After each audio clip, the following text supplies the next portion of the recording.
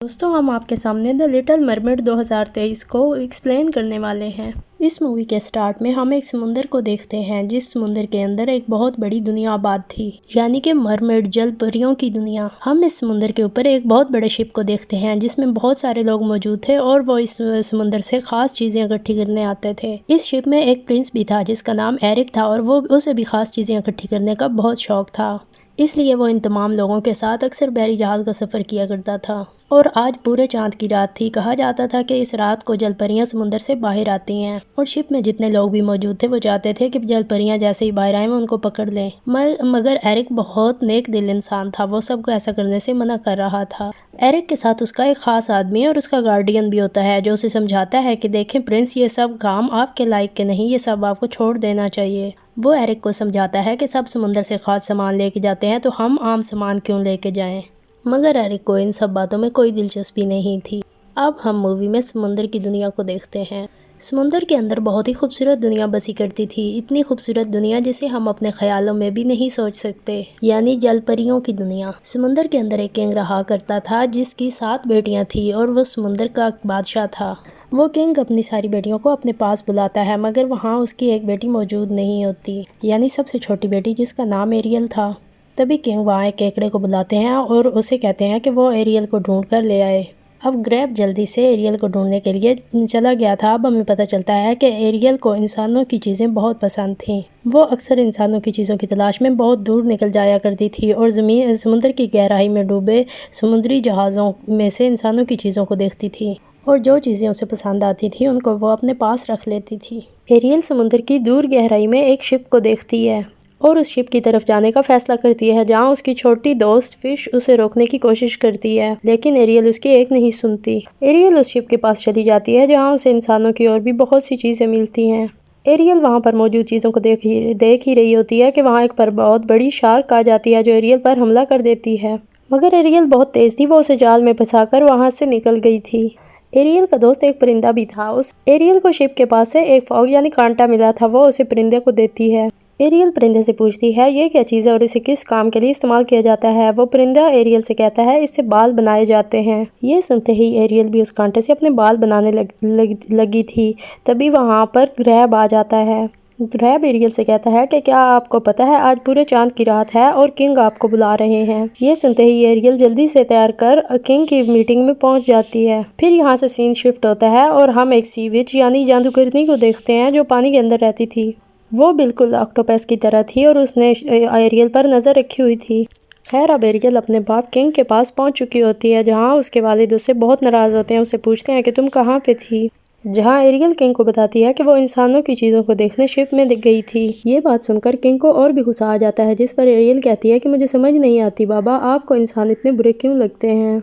मुझे इंसानों की दुनिया बहुत प्यारी लगती है और वो बहुत अच्छे लोग हैं। जिस पर किंग एरियल को बताता है कि एरियल की मौत के जिम्मेदार भी इंसान ही थे, इसलिए वो इंसानों से बहुत सख्त नफरत करते हैं। अब किंग एरियल से कहते हैं कि आज के बाद तुम इंसानों से जुड़ी किसी चीज़ के नज़दीक नहीं जाओगी। ये बात सुनकर एरियल वहाँ से गुस्से से चली जाती है। किंग ये बात जानते थे कि एरियल उनकी बात नहीं मानेगी, इसलिए वो ग्रैब को उसके पीछे उसका ख्याल रखने के लिए भेज देते हैं। और एरियल नाराज़ होकर अपने कमरे में आ गई थी जहां उसने इंसानों से जुड़ी बहुत सी चीज़ों को इकट्ठा करके रखा हुआ था। समुंदर में जो भी शिप्स डूब जाती या उनसे जो भी चीज़ें गिरकर समुंदर की गहराई में आती थी, एरियल उन सब चीज़ों को उठाकर अपने रूम में ले आती थी। उनमें किताबें, बटन, कॉइन, सिक्के, बहुत कुछ था। एरियल की बहुत ख्वाहिश थी कि वो भी इंसानों की तरह सड़कों पर जाके घूमे फिरे, लेकिन इतने में उसे धमाकों की आवाज़ें सुनाई देने लगती हैं। तभी एरियल जल्दी से अपने रूम से बाहर निकलकर समुद्र के ऊपर जाकर देखती है। वो देखती है कि एक बहुत बड़ा शिप है और वहाँ लोग आतिशबाजी कर रहे हैं। दरअसल ये वही शिप था जो प्रिंस एरिक का शिप था। एरियल को ये सब चीज़ें देखकर बहुत खुशी होती है और वो सोच रही होती है कि इंसानों के पास कितनी न्यू चीज़ें हैं। एरिक और उसके दोस्त शिप में जश्न मना रहे थे और एरिक भी वहाँ पे मज़े कर रहा था, जिस पर एरिक का गार्डियन उसे कह रहा था कि आप तो एक प्रिंस हैं, आप ऐसा मत करें, जबकि एरिक इन बातों की परवाह नहीं करता। अब एरियल भी छुपकर उनकी बातें सुन रही होती है, लेकिन उनकी बातें बहुत पसंद आती हैं। तभी यहाँ एरिक और उसके दोस्तों को पता चलता है कि अचानक से मौसम बहुत ज़्यादा ख़राब हो गया और तूफान आ गया है। बहुत तेज़ बारिश हो रही थी और समुद्र की लहरें बहुत ज़्यादा तेज़ थीं। वो लहरें इतनी तेज़ थीं कि उनके शिप को डुबा भी सकती थी। इसलिए सब एक एक करके शिप से छलांग लगाने लगते हैं और छोटी कश्तियों के ज़रिए घर जाने की कोशिश करते हैं, क्योंकि शिप में आग भी लग चुकी होती है। सब लोग शिप से चले जाते हैं सिवाय एरिक के। जैसे ही एरिक वहाँ से छलांग लगाने लगता है उसे पता चलता है कि शिप में उसका डॉग भी खड़ा है। जैसे ही वो अपने डॉग को बचाने के लिए पीछे हटता है, समुद्र की एक लहर बहुत तेजी से आती है और उसके शिप के 2 टुकड़े हो जाते हैं। एरिक समुद्र में गिरकर डूब जाता है और एरियल ये सब देख रही होती है। एरियल जल्दी से जाती है और उसकी जान बचाती है। उसे उठाकर पानी से बाहर ले आई थी और पहली बार उसने इंसान को इतने करीब से देखा था। एरिक बेहोश हो जाता है और एरियल उसे होश में लाने की कोशिश कर रही थी। वहाँ एरियल के दोस्त भी मौजूद थे। वो आपस में ये कह रहे होते हैं कि किंग को हम ये बात नहीं बताएंगे कि एरियल ने आज किसी इंसान की जान बचाई है। एरियल एरिक को बचाने की बहुत कोशिश करती है और उसे गाना भी सुनाती है, मगर तभी वहाँ पर महल से कुछ गार्ड आ जाते हैं जो एरिक की तलाश में आए थे। जैसे ही एरिक की आंखें खुलती हैं तो गार्ड्स उसे अपने साथ ले जाते हैं। एरिक ने एरियल को नहीं देखा था, मगर वो ये बात जानता था कि उसकी जान किसी लड़की ने बचाई है। एरियल गार्ड्स को देखकर छुप गई थी और ये सब वो वाटर विच भी देख रही थी, जिसको हमने कहानी के शुरू में देखा था कि वो एरियल पर नज़र रखती थी। उस वाटर विच का एरियल को देखने का एक बहुत बड़ा मकसद था। एरियल जैसे ही एरिक से मिलकर वापस आई थी वो बहुत ज़्यादा खुश रहने लगी थी और खोई खोई भी, क्योंकि वो इंसानों की दुनिया में अब जाना चाहती थी। एरियल रोज़ एरिक का इंतज़ार करती थी कि शायद वो उसे देखने ज़रूर आएगा, और दूसरी तरफ एरिक का इलाज चल रहा था।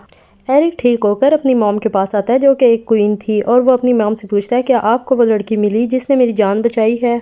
जिस पर एरिक की मॉम कहती है नहीं बेटे, हमें वो तो नहीं मिली, लेकिन हम उसे जल्द ढूंढ लेंगे, तुम्हें अभी आराम करना चाहिए। जिस पर एरिक कहता है मैं बिल्कुल ठीक हूँ, मुझे कुछ भी नहीं है, बस मैं जल्दी उस लड़की को ढूंढना चाहता हूँ जिसने मेरी जान बचाई थी, क्योंकि मैं उसे एक बार देखना चाहता हूँ। क्योंकि एरिक को भी शक था कि वो लड़की नहीं मरमिड थी। वो रोज़ समुद्र के किनारे जाकर एरियल को ढूंढा करता था और वो शिप पर भी जाता है।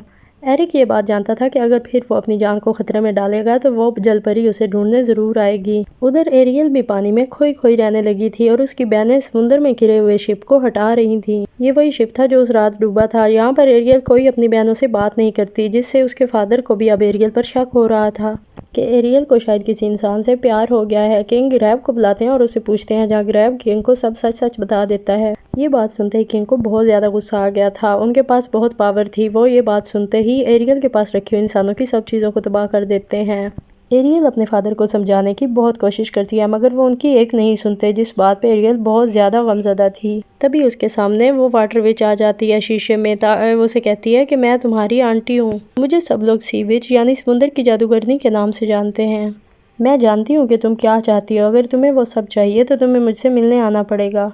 एरियल भी उसकी बातें सुनकर विच से मिलने चली जाती है, जहाँ पे विच उसे बताती है कि मैं जानती हूँ कि तुम्हें एक इंसान एरिक से प्यार है और तुम इंसानों की दुनिया में जाना चाहती हो और मैं इसमें तुम्हारी मदद कर सकती हूँ। वो सी विच उसे कहती है कि मैं तुम्हें पूरी तरह इंसान बना दूंगी, पाँव भी दे दूंगी और 3 दिन का टाइम भी दूंगी। तुम जाकर उसे अपने प्यार के बारे में बता देना, और अगर तुम ऐसा ना कर सकी तो उसके बदले तुम्हें अपनी आवाज़ मुझे देनी पड़ेगी और मेरे पास रहना पड़ेगा। ये सब बातें सुनकर एरियल डर गई थी और वहाँ से जाने लगी थी। जैसे ही एरियल जाने लगती है वो सी विच उसे कहती है ठीक है जाओ, तुम्हारी मर्ज़ी, अपने बाप के साथ रहो और सारी ज़िंदगी वो तुम्हें किसी इंसान के नज़दीक नहीं जाने देंगे। ये सारी बातें सुनकर एरियल फिर सी विच के पास आ जाती है और उसकी सारी बातें मानने को तैयार हो जाती है। सी विच एरियल पर जादू करती है और उसकी आवाज़ को एक लॉकेट में कैद कर लेती है। उसके बाद वो उसे इंसान बना देती है। एरियल जो कि अब इंसान बन चुकी थी, लिहाजा उसका पानी में रहना मुश्किल हो रहा था। वो जल्दी से तैरती हुए समुंदर के किनारे आ जाती है। दरअसल ये सी विच की ही एक चाल थी। दरअसल वो एरियल के फादर किंग को हराकर समुंदर की क्वीन बनना चाहती थी। वहीं पर एक मछुआरा जब मछलियां पकड़ रहा होता है तो उसकी जाल में एरियल आ जाती है, जो एरियल से कहता है तुम परेशान नहीं हो, मैं तुम्हें अपनी क्वीन के पास ले जाऊंगा। मेरी क्वीन बहुत अच्छी है और वो तुम्हारा अच्छे से ख्याल रखेंगी। वहीं उसके पास उसके दोस्त भी आ जाते हैं, जो अब जान चुके थे कि अब एरियल एक जल परी नहीं बल्कि इंसान बन चुकी है। अब वो मछुआरा उसे अपनी क्वीन के पास ले आता है, जो कोई और नहीं बल्कि एरिक की मॉम थी। यहाँ एरियल का बहुत अच्छे से ख्याल रखा जाता है। उसे नहला धुलाकर अच्छे कपड़े पहनाए जाते हैं, बाल बनाए जाते हैं और वो इंसानों की दुनिया में आकर बहुत खुशी महसूस कर रही होती है। वहाँ वो गाना भी गाती है, मगर उस बेचारी की तो आवाज़ ही नहीं थी, क्योंकि उसका सौदा तो वो विच के साथ करके आई थी। वहीं जब एरिक उसके सामने आता है तो वो उसे देखकर काफ़ी हैरान होती है, मगर एरिक ने उसे नहीं पहचाना था। एक बार तो एरिक भी सोचता है कि ये वही लड़की है जिसने मेरी जान बचाई है, लेकिन फिर वो उस लड़की से कहता है अच्छा हुआ तुम्हारी जान बच गई, तुम आराम से अब हमारे महल में रह सकती हो। बेचारी एरियल उसे अब ये भी नहीं बता पाती कि उसी ने उसकी जान बचाई थी। एरियल परेशान होती है। वहीं उसके पास ग्रैब आ जाता है। ग्रैब उसे आके कहता है तुम्हें 3 दिन के अंदर एरिक को अपने प्यार के बारे में बताना होगा, वरना सी विच हमेशा के लिए तुम्हें अपने पास रख लेगी। एरियल वहाँ से चली जाती है। अब चूंकि वो इंसानों की दुनिया में आई थी तो बहुत सी चीज़ों को देखना चाहती थी और वो महल में घूमने लगती है। फिर एरियल उस कमरे में आ जाती है जहाँ एरिक ने बहुत सारी एंटीक्स यानी उन चीज़ों को रखा हुआ था जो वो समुंदर से लाया करता था। वो वहाँ पड़ी हुई एक जलपरी को भी देखती है, मगर वो दोबारा उसे उसी की जगह पर रख देती है और वहाँ पर एरिक भी आ जाता है। एरिक अब खुद उसे बाकी सारी चीज़ें दिखाने लगा था, जिस पर एरियल एक चीज़ को उठाती है और उसे तोड़कर उसमें से हीरा निकाल के एरिक को देती है, जिसके बारे में एरिक भी नहीं जानता था। एरिक उसे अलग अलग मुल्कों के नक्शे भी दिखाता है, जिसे देखकर ये लग रहा था कि वो दोनों एक दूसरे के साथ बहुत खुश हैं। तभी वहाँ पर एरिक का गार्डियन आ गया था, जो उससे आके पूछता है कि आप काफ़ी खुश नज़र आ रहे हैं, क्या अभी भी हमें उस लड़की को ढूंढने की ज़रूरत है जिसने आपकी जान बचाई थी। एरिक गार्डियन से कहता है हाँ, उस लड़की को मत भूलना, मैं खुद उस लड़की को ढूंढना चाहता हूँ। फिर वो गार्डियन एक घोड़ा गाड़ी को लेकर आता है, जिस पर एरियल और एरिक मिलकर बैठ के समुद्र के किनारे चले गए थे और एरियल बड़े मज़े से घोड़ों को दौड़ा रही थी। यहाँ पर ये समुद्र के नज़दीक एक गाँव में आ जाते हैं, जहाँ पर एरियल डांस भी करती है और बहुत खुशी महसूस करती है। एरियल एरिक के लिए एक कैब भी खरीदती है और फिर एरिक एरियल को कश्ती में बिठाकर समुद्र की सैर करवाता है। वहाँ पर एरियल के दोस्त भी मौजूद थे, जो आपस में बातें कर रहे थे कि अब ये अच्छा मौका है। एरियल को चाहिए कि वो एरिक को अपने दिल की बात बता दे कि इन दोनों को एक दूसरे से प्यार हो चुका है, एक दूसरे के बगैर नहीं रह सकते। अगर एरियल एरिक को किस कर देगी तो वो हमेशा के लिए एक दूसरे के साथ रह जाएंगे और एरियल को विच के पास दोबारा कभी नहीं जाना पड़ेगा। वो दोनों कश्ती को चलाते हुए एक दूसरे के साथ बहुत हैप्पी होते हैं। तभी वो सी विच उस कश्ती को पलट देती है। अब वो दोनों बच तो गए थे, लेकिन वो सी विच जानना चाहती थी कि ये दोनों एक दूसरे के इतने करीब कैसे आ गए। दूसरी तरफ हम देखते हैं कि किंग बहुत गुस्से में होते हैं और अपनी बाकी बेटियों को बुलाकर पूछते हैं कि एरियल कहाँ पर है, जिसके बारे में किसी को कुछ भी नहीं पता था। उधर एरियल की बाकी 6 बहनें भी एरियल को ढूंढने निकल गई थी, लेकिन एरियल और एरिक मिलकर अब दोबारा वापस महल में आ गए थे। इधर एरिक का गार्डियन जब उसे इतना खुश देखता है तो उसे कहता है कि मेरे ख्याल में आपको वो लड़की मिल चुकी है जिसकी आपको तलाश थी, जिसके साथ आप हमेशा खुश रह सकते हैं। मेरे ख्याल में अब हम दूसरी लड़की को नहीं ढूंढना चाहिए। लेकिन एरिक का दिल अभी भी मुतमईन नहीं था।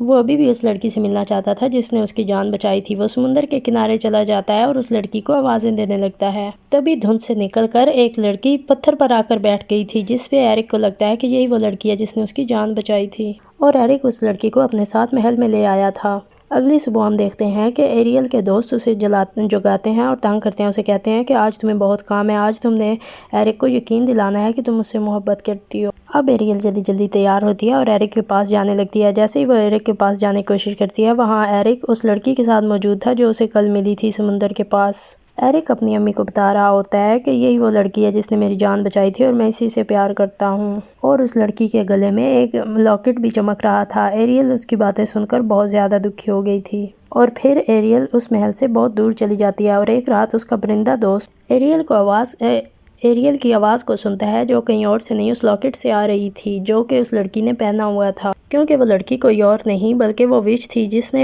एरियल की आवाज़ को अपने लॉकेट में कैद किया था। अब उस विच ने खूबसूरत लड़की का रूप लिया हुआ था। ये सब जानने के बाद एरियल के दोस्त एरियल के पास जाते हैं और उसे सब बता देते हैं और उसे कहते हैं कि तुम्हें खुद अपने प्यार को हासिल करना होगा, वरना वो विच तुमसे जीत जाएगी और तुम कभी भी इंसान बनकर एरिक के साथ नहीं रह सकोगी। ये सब बातें सुनकर एरियल दोबारा महल में आ जाती है। तभी वहाँ पर एरियल के दोस्त आ जाते हैं, जो उस लड़की यानी विच पर हमला कर देते हैं, जिस पर एरियल जल्दी से दौड़ती है और उसके गले से वो लॉकेट छीन लेती है। लॉकेट टूटते ही उसकी आवाज़ उसे वापस मिल जाती है और एरियल जल्दी से एरिक को बताती है कि मैं ही वो लड़की हूँ जिसने उसकी जान बचाई थी और मैं उससे बहुत प्यार करती हूँ। अब वहाँ पर सी विच भी अपने असली रूप में आ गई थी और वह अपने बड़ी बड़ी टेल से अब सब पर हमला कर देती है। अब एरियल भी जलपरी के रूप में आ गई थी और सी विच उसे लेकर अपने साथ समुंदर में चली गई थी, जहां आगे से उसके फादर किंग आ गए थे। विच किंग से कहती है कि तुम्हारी बेटी ने मुझसे डील की थी, एक ऐसी डील जो तुम चाह कर भी नहीं तोड़ पाओगे। अब एरियल के फादर अपनी बेटी की जान बचाने के लिए अपनी जान का सौदा विच से कर लेते हैं और विच अपने जादू से एरियल के फादर को मार देती है और उनकी सारी जादुई पावर्स भी ले लेती है। अब विच का मकसद पूरा हो चुका था, क्योंकि वो अब पूरे समुद्र की क्वीन बन गई थी। अब वो एरियल को मारने ही वाली थी कि वहाँ समुंदर में एरियल को बचाने एरिक आ जाता है मगर अब विच जल्दी से जादू करती है और ख़ुद को एक बहुत बड़े ऑक्टोपस में बदल लेती है जो पूरे समुद्र जितना था। अब एरिक भी एक शिप में लटका हुआ था और एरियल एरिक को बचाने की कोशिश कर रही थी। दूसरी तरफ विच भी एरियल को मारने के अलग अलग तरीके अपना रही थी। एरिक एक पहाड़ पर चढ़ जाता है और एरियल जो कि शिप के पास थी वो शिप को घुमाकर उस सी विच के अंदर घुसा देती है, जिससे उस सी विच का सारा जादू खत्म हो जाता है और वो इंसान बनकर खत्म हो जाती है। जैसे ही वो विच मरी थी एरियल के डैड किंग भी जिंदा हो गए थे। एरियल अपने फादर का जादुई हथियार भी उनको लाकर वापस देती है। दूसरी तरफ एरिक भी तैरकर समुद्र से बाहर आ जाता है और वहाँ उसकी मॉम होती हैं। वो अपनी मॉम से कहता है कि मुझे समुद्र के अंदर जाना है एरियल के लिए, जिस पर एरिक की मॉम उसे समझाती हैं कि ऐसा नहीं हो सकता, तुम एक काम से इंसान हो और वह एक जल परी है। और अब वो अपनी दुनिया में वापस जा चुकी है। समुंदर में किंग ग्रैब से पूछता है क्या मैंने सब कुछ ठीक कर दिया है। ग्रैब कहता है हाँ, लेकिन किंग उसे कहता है अगर सब कुछ ठीक है तो फिर मेरी बेटी इतनी उदास क्यों रहती है। जिस पर ग्रैब किंग को बताता है कि आपकी बेटी की खुशी इंसान बनने में है क्योंकि वो एरिक से प्यार करती है। जिसके बाद किंग अपनी बेटी एरियल को इंसान में बदल देते हैं और दूसरी तरफ प्रिंस भी एरियल का इंतज़ार कर रहा था। आखिरकार एरियल एक इंसान बनकर एरिक के पास पहुंच जाती है। वो दोनों एक दूसरे के साथ मिल गए थे, जिसके बाद अब एरियल हमेशा इंसान बनकर एरिक के साथ रहेगी। अब महल में उनकी शादी हो जाती है और वो पूरी दुनिया घूमने के लिए निकलते हैं। एरिक अपनी मॉम से मिलता है और जाने से पहले एरियल भी अपने डैड से मिलती है और यहाँ इस मूवी की हैप्पी एंडिंग हो जाती है।